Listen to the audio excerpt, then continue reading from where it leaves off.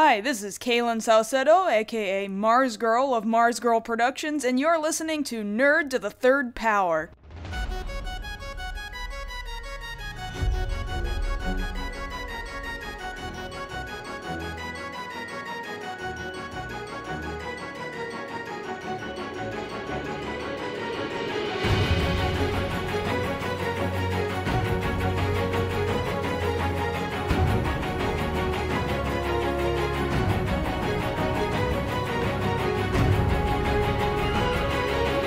Everybody, and welcome to Nerd to the Third Power, your one-stop shop for all things nerdy and awesome.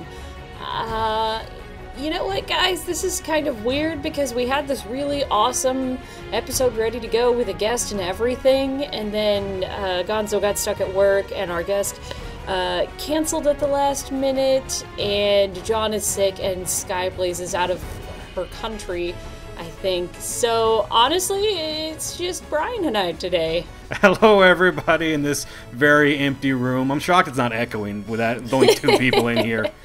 Yeah, because there's just the two of us and we had to kind of scrap our topic, we are going to do a mini-sode today and say, screw everything we had planned, we're just going to answer some Ask a Geek questions and then talk about some random stuff we pulled out of our ass. Sound good? Great. If you're listening this far, I hope it sounds good, because otherwise we're not stopping it now. Yeah, we started this train. It's all we've got, guys. I'm so sorry. But since we do have some Ask a Geek questions, we'll go ahead and answer those. Jesse has a question for me. What are my thoughts and predictions on the Attack on Titan movie? Oh. Wait, is this the live action movie, or are they doing like an animated movie? Like sometimes the other animes will have like a movie in between. I think they've already done that, but yes, I believe they're referring to the Attack on Titan live action movie. I really don't know what to think. I know they've created a bunch of original characters, which makes me think they're probably going to focus on the original characters so that they don't have to do too much figuring out what to do with the main characters while there's still a manga going on. I'm assuming the characters who appear in the manga and anime are just going to be in the background somewhere, possibly having some cameo or some dialogue, but not a whole lot of important stuff. A lot of people are going to die. That's about all I can predict on the live-action film is those people are all going to die. It's like, we're going to make a film. We're not going to use the main cast. Look, those guys are screwed. Yeah, I think they're trying to keep some amount of continuity by not focusing on the original characters, so they're focusing on the original characters. Does that make sense? The regular characters, I just really feel like they're not going to be a big part of it so that they can focus on the characters that they've made up for it, so that they can basically do whatever they want with those characters and not have to worry about fucking up the continuity. It's a Team A, Team B situation. Team A is the main cast, and this is Team B showing up. It's maybe Rosencrantz and Guildenstern almost kind of things. Like the main characters are doing like their story over there. And we're like 5 feet behind them with these new characters. And much like Rosencrantz and Guildenstern, everyone's gonna die. Everyone's gonna die. But probably on screen and violently. I'm actually proud of myself. I actually watched the Attack on Titan anime, like the first quote-unquote season. Yeah, because everyone was talking. It showed up on Netflix, and I was bored. And I was like, all right, I'll just go through it. How did you enjoy it? It was all right. I mean, I think I got overhyped on it, unfortunately, because like you're sort of sitting there waiting, like, all right, when's the big twist or big turn's gonna happen? Because for like the first couple of episodes, I wasn't overly impressed, but I call it a mafia turn in like episode 5 or whatever. Because it's like, here's the story and the characters and the tragedy going forth. And, you know, like, yes, we're now finally banding together to take these titans down. I was sitting there going, well, this doesn't seem anything out of the ordinary. And the show got mad at me. It was like, what? Oh, you don't think this is good enough? All right, that guy's dead. Well, okay, that guy's dead. All right, well, those people are dead. Like, oh, okay, shit, hold on. I'm sorry?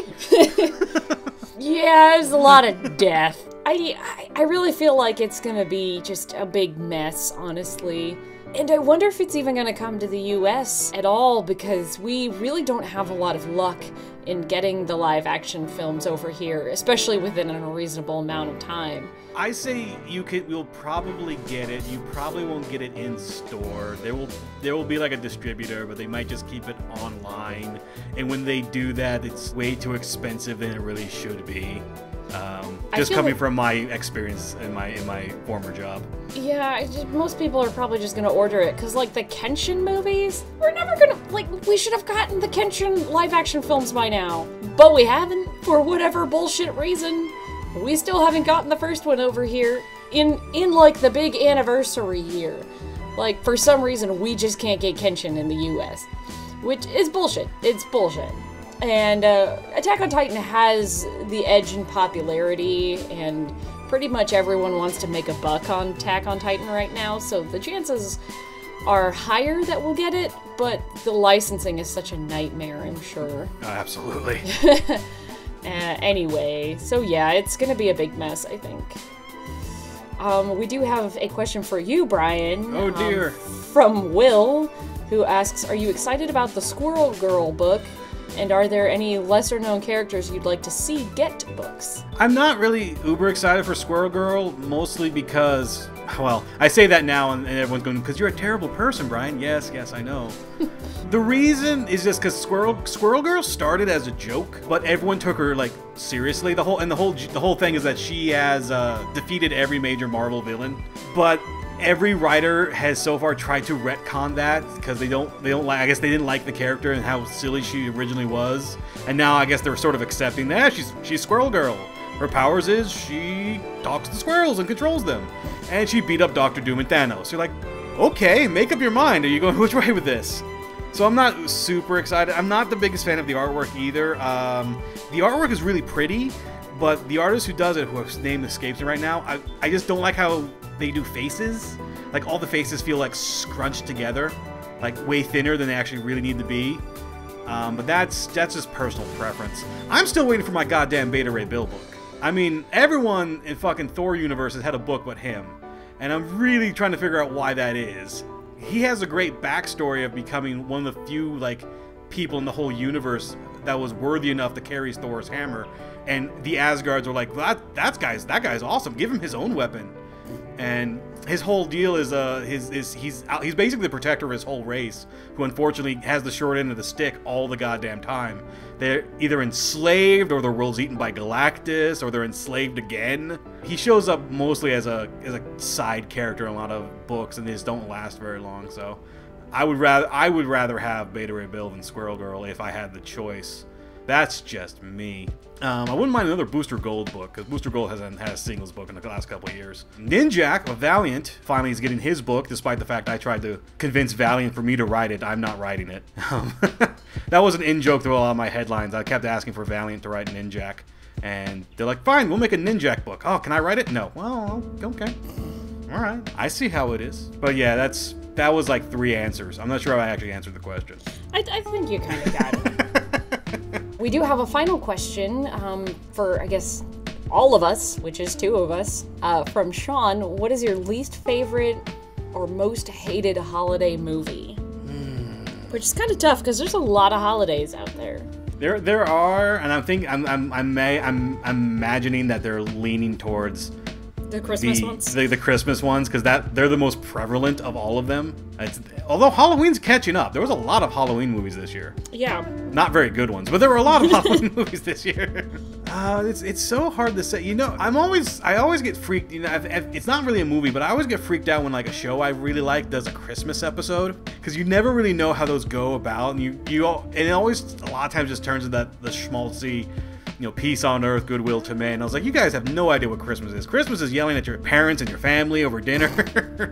The reason for the season. Yeah, or being stuck traveling. That's why I think one of my favorite ones is Plane, Trains, and Automobiles, because, like, that's the holidays. So I don't know what my least favorite would be. I usually avoid the ones that don't look good, like Grumpy Cat's Christmas special. Grumpy Cat wasn't that bad. Did you watch it? I did. Oh, wow. There was this beautiful, beautiful line in it where I just went, I can't believe they fucking said this in this movie, where the little girl is running around, and finally at the end of the movie, and this is a Lifetime movie, by the way, so they've made a lot of jabs at Lifetime movies, and she finally is reunited with her mom, and the mom says, did those guys do anything to you? And Grumpy Cat says, no, that's a different kind of Lifetime movie. Oh, wow. And I was like, I can't believe they just put that in this movie. This was not a family film after all. Because they just implied rape. That's insane. Like, that's, wow. I'm almost like, well, I mean, wow. I'm not really sure how to respond to that. Like, they had to fight tooth and nail for that line. Like, no, we have to get this in. I don't care what we cut in the final. This line is staying in. Like, them just, they did so much making fun of Lifetime movies. And they're like, yes, this is the schmaltzy part. Yes, we know. It's a Lifetime movie. What did you expect? Like, it was actually kind of funny. Not gonna lie. But that line right there just sort of sold me on it. I'm like, I can't believe they said that. That's ridiculous. I'm gonna have to watch it now. But I'm kind of the same. I don't go out of my way to watch films that look bad.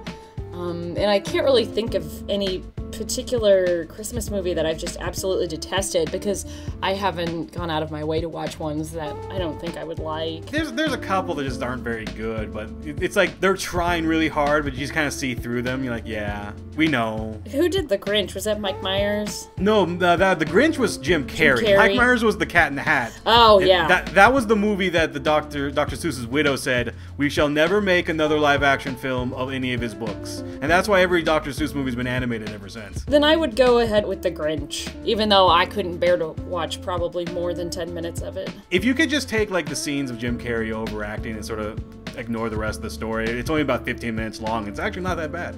It's not as bad as it could have been. Not as bad as it could have been, yeah. Like the Grumpy Cat movie. Yeah, not as bad as it could have been. Oh, man. Well, I guess that's enough Ask a Geek questions for this session. Because we're doing a mini-sode, and honestly nobody's here to record anyway, we're just gonna skip having any kind of headlines and skip having any kind of musical break, and we're just gonna go into our mini-sode discussion. And since we had to cancel our original topic, we just sort of said, hey, why don't we talk about movie trailers? Basically, we had two of them that's come out like from a week apart from one another that made the internet go crazy. But it honestly, I might be in the minority for some of these because I sat there going, not one, I'm just sad. The other one, I'm kind of confused. And we're of course talking about Jurassic World and Star Wars: The Force Awakens. And I guess since they did the Jurassic World trailer first, I guess that's what we'll talk about first. Jurassic World, whose trailer can be summarized by science doesn't work that way. Much like the whole of Jurassic Park in general, science doesn't work that way, but still. I didn't even know it was coming out. I was watching, because I'm the few geeks that enjoy sports. And it was coming out on a football game, but I watch a channel called Red Zone, which just plays all the games and goes back and forth ADD fashion. But at one point it was like, and coming next, the Jurassic World trailer. And I was like, Jurassic, and it changed to another game. Like, oh, go back. This is one of the few times I care about commercials. What do you mean, trailer? So I had to go find it later on. And I just was sad because it's like, it has, I guess, promise, but you're sort of following along going, you just sort of remade Jurassic Park, but you're skipping the scientist stage of it and just going straight to Murderous Rampage amusement park stage with Chris Pratt being the stiffest I've ever seen him act. Of course, the only time I've ever seen him act is Guardians of the Galaxy. So he's going from a giant dork to, I'm guessing he's the hunter guy from like the first movie, which means he has to say the line "clever girl" at least once. Yeah, I really don't know what to make of this because I've been, as much as I love Jurassic Park, it's my favorite movie ever. I'll even accept the 2 sequels. Jurassic World I've been very wary of because, well, I've been burned before. I've been burned before, yeah. And I'm kind of excited about it now just because I love the idea that someone went ahead with the worst possible thing that they could do, which was to open the park. I love the idea that the park is open because it's a terrible idea. And you know it's just set up for disaster. But I know that even if I knew everything that had happened, I would still go to that park. See, now you're just asking for trouble at that point. Because how is the PR spin going to work? It's like, hey, you remember that time when the company brought over a Tyrannosaurus Rex to, I forget where, was it Los Angeles with it? Yeah, it was LA, like, I think. Or LA is like, well, guess what? We still have a full dinosaur island, and they put the park there. I'm like, that's dumb. You want to go? No. Absolutely yes. This is why in the horror film I'm the guy staying behind that somehow survives. Hey, you want to go to this abandoned place? No, you're gonna die. And then they'll cut back to me at the end of the film going, they're all dead. Called it. It's like I legit I would go there. I would go to this place because it's human nature, I think, and we want to see things that we've never seen before and singing about it in a Disney song or something. But legit, this would be such a cool place to go. It makes me think of going to Universal Studios, except you could be eaten. Yeah, yeah. And since it's being made by Universal, that's almost a guarantee now. I don't know. I just think I would go to this place. And I'm sure Chris Pratt's performance will be disappointing because I'm sure the script will not be worthy of him. Yeah, the first line in the trailer was like, "You made a dinosaur? That's a bad idea. Thanks, Captain Obvious." Yeah. Like, who speaks like that? It should be, "You made a dinosaur? Fuck, I'm out." Like, that should be the line. like Grant said, "You bred raptors." Yeah. Like, and apparently, at the end of the trailer, apparently he's trained. Like, the rumor is that's his raptor pack that he trained. That Chris Pratt's character trained. I'm like, what? How is that even possible? I'd be okay with this because, you know, raptors are very intelligent and stuff. I don't care. Like, I know I'm gonna go see it no matter how iffy the science and thin the plot. I mean, it kind of fits with the previous films where nobody has fucking learned a thing from the first movie. Because they tried to get the dinosaurs in the second movie. They're like, look, we're gonna get this super awesome hunter, kind of like the one who got killed in the first one.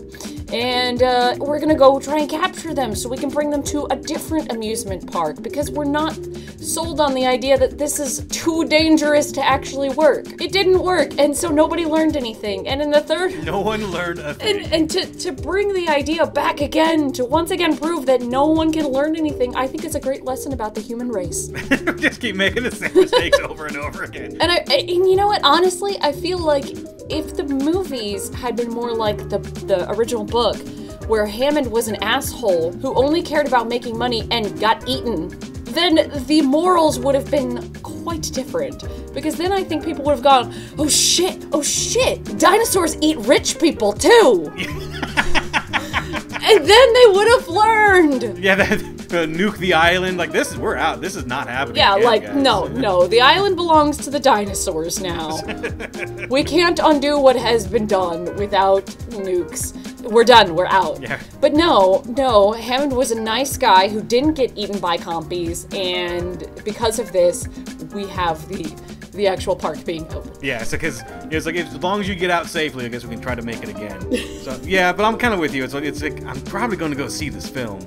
You know, I'll just be sad. Yeah, just go. The only thing that we can hope is that the effects are good enough to make us forget about the plot.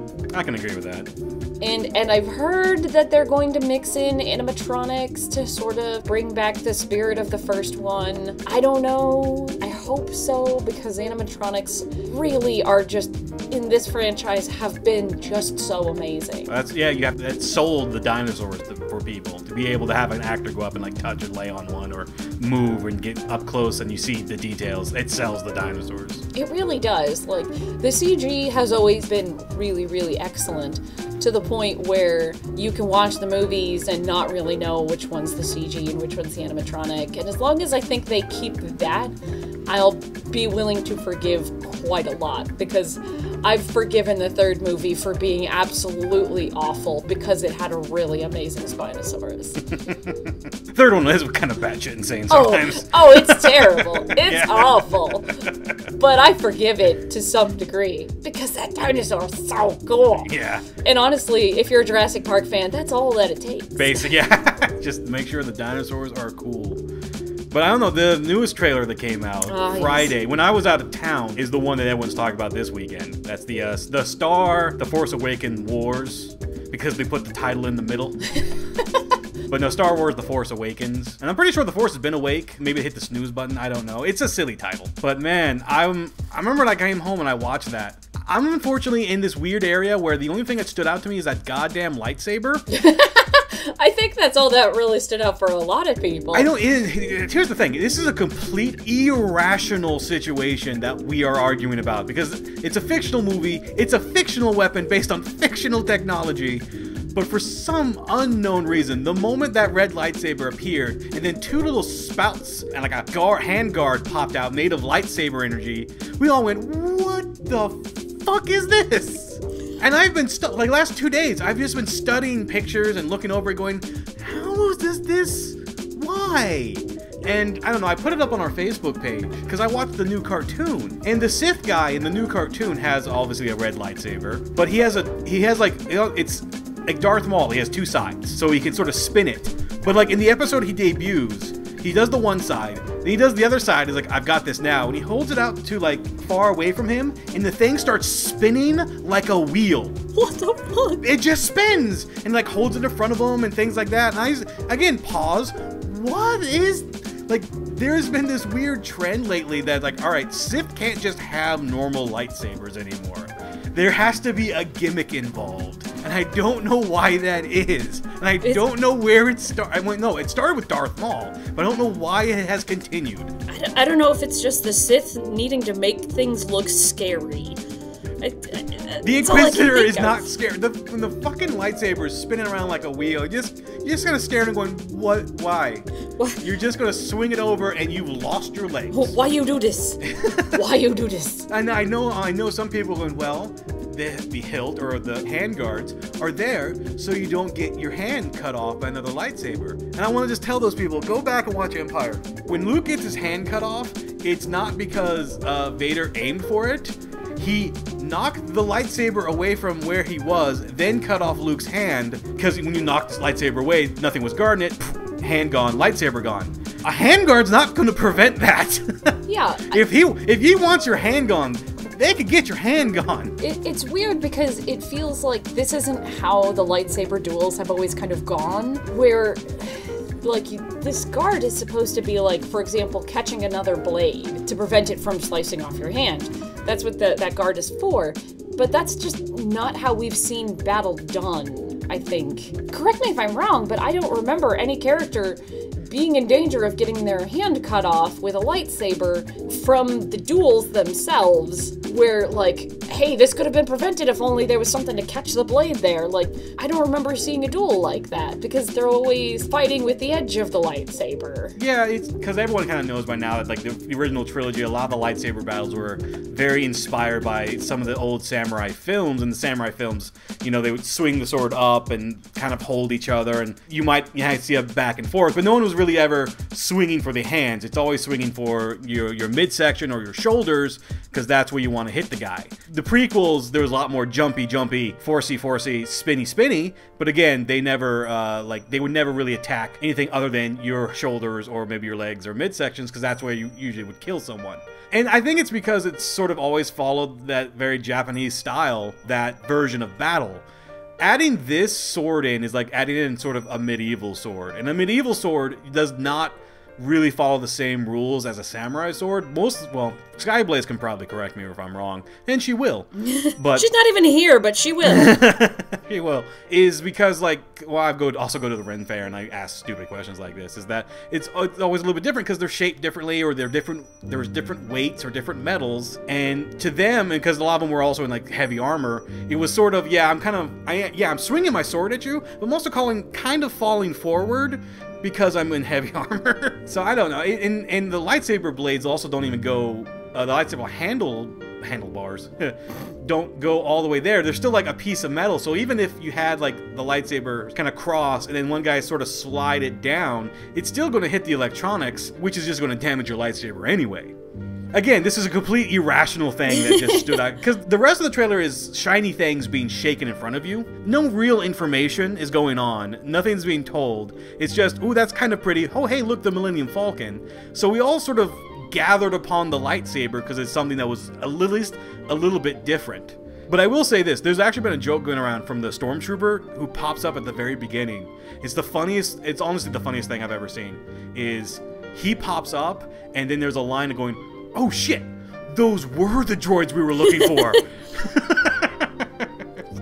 It's like I felt really bad that that guy's whole career is just like, oh no, I am so fired.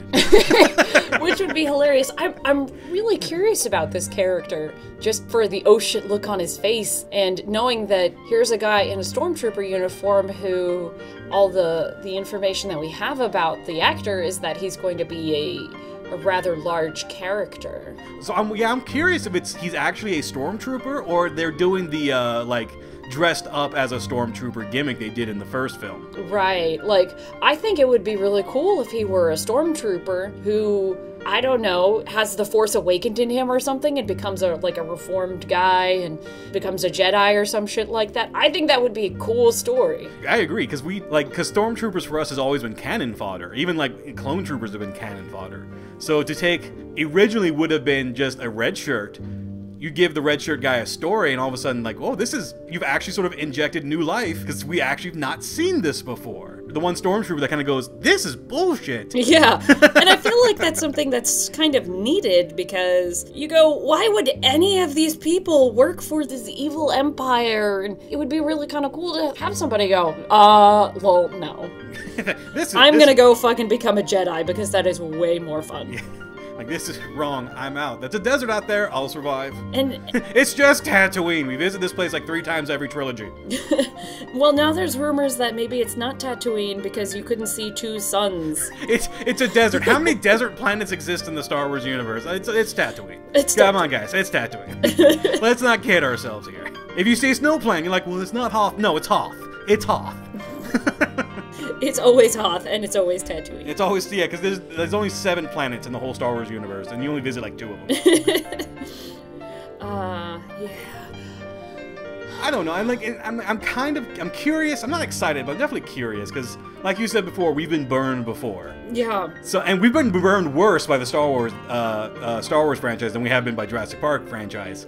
So, to see a lot of people going like, "Yeah, Star Wars again," I'm going like, "Wait, hold, friends." Let's turn back the clock here. We said the same thing with Phantom Menace before it came out. I know it's pretty. Yes, it's pretty.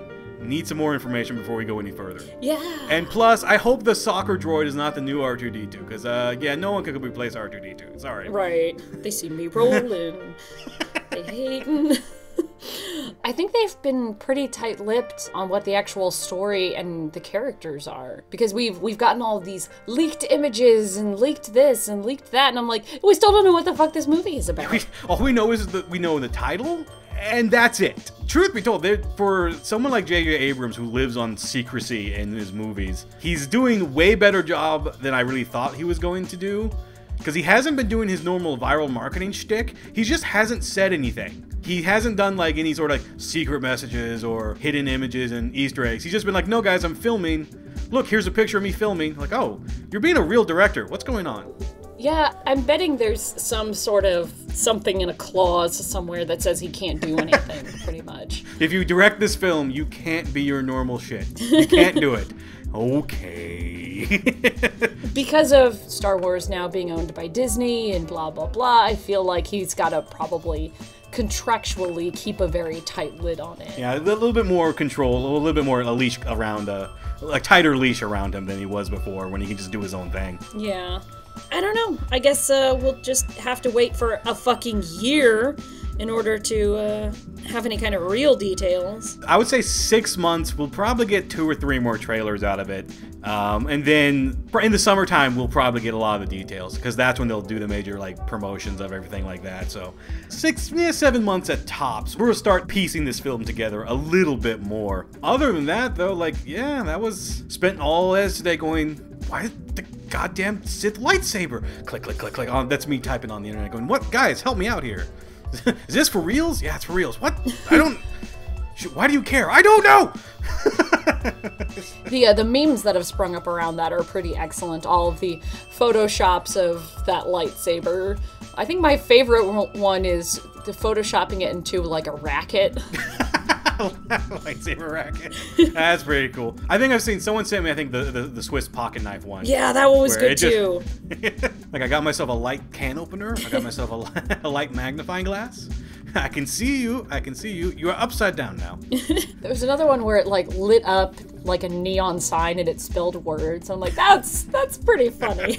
This poor Sith guy is like, I'm really serious. Like, no, you're not. Have you seen your lightsaber?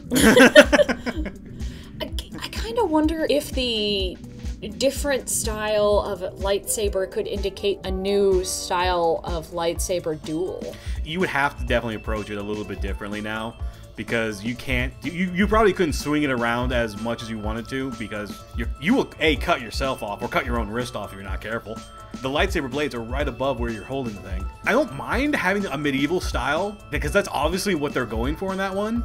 So a more, I guess, yet Western European medieval style fighting, that might throw off the Jedi a bit. Like, everyone's had the same fighting style for so long. Now all of a sudden this guy shows up, is like, no, I got something new for you. That might be another sort of twist, and might inject a little bit more energy into the light versus dark, Jedi versus Sith battles, other than, I have Force Lightning. Oh yeah, I can just block that with my lightsaber. Oh shit. Man, I was disappointed when I saw that. It's like, Force Lightning! You can just block that? Fuck that! It would be kind of cool, because if you could sort of pit culture against culture. I hate to sound like some sort of like trying to make this racist, but the Jedi have always been very sort of Buddhist. Yeah. Very inspired by samurai and that style fighting, that style dress, and then this sort of like Zen approach to stuff. And to introduce some more slightly Western warfare elements to it, I think would make a really interesting dynamic. Absolutely. And more West, and like when we mean like Western, we mean sort of like, I guess, like I said, that sort of European medievalish, not necessarily blasters, because the blasters, that's all Han Solo. He was a cowboy. He was a cowboy. But no, so like, yeah, we have a whole year to figure this one out. We have a whole year to speculate, because we don't know anything. We just wish for things. We just wish, and we hope, and we pray. We're wishing and hoping and praying and reading into much to things. Yeah, I don't know, man. Like, we got nothing. Which is kind of the moral of this episode. We got nothing. That's the title. We got nothing. That is the title. I'm making sure that's going to be the title. I'm going to write that down somewhere. Oh, episode blah blah blah. Nerd to the Third Power. We got nothing. We might even make that the slogan of the show. Nerd to the Third Power. One-stop shop for everything nerdy and awesome. And we got nothing. Well, I hope you guys enjoyed our very awkward mini-sode that we just had to pull out of our asses. And it's really kind of unfortunate, because this actually is the last episode of the year. We are going to be taking our customary winter break and preparing ourselves for the Golden Bacon Awards. So basically, the next time you hear us, it'll be our mega huge award show. Everybody have a safe and happy holiday. And we'll, of course, keep posting random nerdy stuff on our Facebook page. So if you're not already part of our Facebook faithful, go ahead and find us and like us, and we share cool nerd stuff. And we're awesome. And we will be awesome again in whenever we come back, which I don't know exactly when we're set for the Golden Bacon Awards, but it'll be sometime next year. And I guess, as always, I'm the cat. I am Bryan. And we got nothing. Daka, play us out.